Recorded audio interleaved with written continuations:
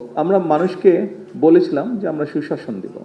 মানুষকে আমরা বলেছিলাম যে আমরা একটি দেশ তৈরি করতে চাই, যেই দেশে শিক্ষার্থী একটি সুন্দর শিক্ষার পরিবেশ পাবে।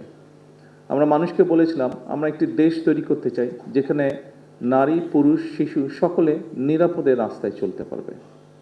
আমরা মানুষকে যখন স্বৈরাচারের বিরুদ্ধে, ফ্যাসিবাদের বিরুদ্ধে আমরা আন্দোলন করছিলাম, তখন আমরা বলেছিলাম যে আমাদের উপরে যেরকম অত্যাচার নির্যাতন হচ্ছে, যেরকম গুম খুনের শিকার হচ্ছে রাজনৈতিক দলের নেতাকর্মীরা, আমরা চাই দেশে এমন একটি রাজনৈতিক পরিস্থিতি হোক যেখানে আমরা ডিবেট করব, কথা বলবো, কিন্তু এরকম পরিস্থিতি আমরা তৈরি হতে দেব না।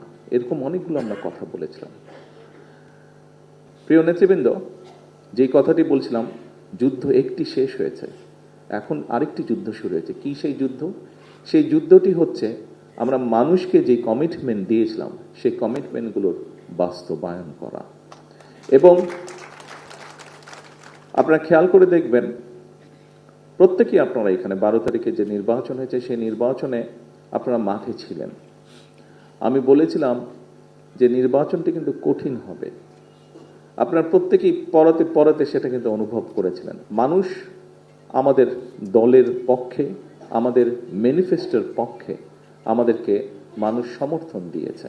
যে নির্বাচনের আগের দিন পর্যন্ত এই ম্যানিফেস্টোটি ছিল বাংলাদেশ জাতীয়তাবাদী দলের ম্যানিফেস্টো। নির্বাচন হয়ে যাওয়ার পরে এবং ফলাফল বের হবার পরে, আমরা বিশেষ করে সরকার গঠন করার পরে এই ম্যানিফেস্টোটি আমাদের সরকারের তথা বাংলাদেশের জনগণের ম্যানিফেস্টোতে পরিণত হয়েছে। কারণ 52% মানুষ যারা ভোট দিয়েছে, 52% মানুষ এই ম্যানিফেস্টোর পক্ষে রায় দিয়েছে। কাজেই প্রিয় নেতৃবৃন্দ, আমাদেরকে এখন এই ম্যানিফেস্টোতে আমরা যা যা বলেছি আমাদের সর্বোচ্চ দিয়ে সরকারকে চেষ্টা করতে হবে এই ম্যানিফেস্টোর বাস্তবায়ন করার জন্য। কিন্তু সরকারটি গঠন হয়েছে, আমরা কি বলি, বিএনপি সরকার বলি, কিন্তু তাই নয় কি?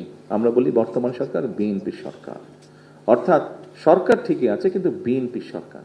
সেজন্য বিএনপি যদি সহযোগিতা না করে অনেক ক্ষেত্রেই সরকার সফল হতে পারবে না। এবং বিএনপির সফলতা তখনই নির্ভর করছে যখন আপনারা এখানে উপস্থিত প্রত্যেকটি মানুষ এবং আপনারা যাদেরকে নেতৃত্ব দিচ্ছেন তাদেরকে সাথে নিয়ে সরকারের পেছনে এসে না দাঁড়ান।